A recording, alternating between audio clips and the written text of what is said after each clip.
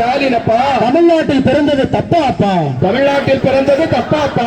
விடியா திமுக ஆட்சியிலே விடியா திமுக ஆட்சியிலே. கோவையில பல்வேறு பிரச்சனைகளை முன்வைத்தும் திமுக அரசை கண்டிச்சும் என்டிஏ கூட்டணி கட்சிகள் சார்பில் கோவை தெற்கு வட்டாட்சியர் அலுவலகம் முன்பா கண்டன ஆர்ப்பாட்டம் நடைபெற்றுச்சு. இந்த ஆர்ப்பாட்டத்தில் அதிமுக, பாஜக உள்ளிட்ட கூட்டணிகளைச் சேர்ந்த ஆயிரக்கணக்கானோர் கலந்துகிட்டாங்க.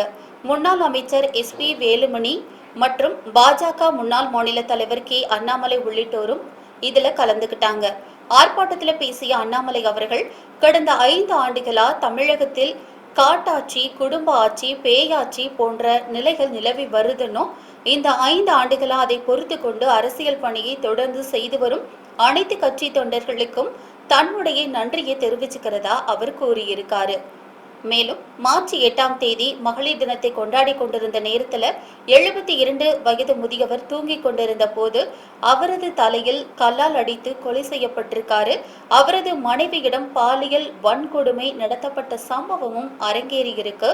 கடந்த 5 ஆண்டுகள்ல பெண்களுக்கு எதிராக 8008 கொலை சம்பவங்கள் நடைபெற்றிருக்கிறதாவும் அரசு தகவல்கள் தெரிவிக்குதுன்னு அவர் பேசியிருக்காரு.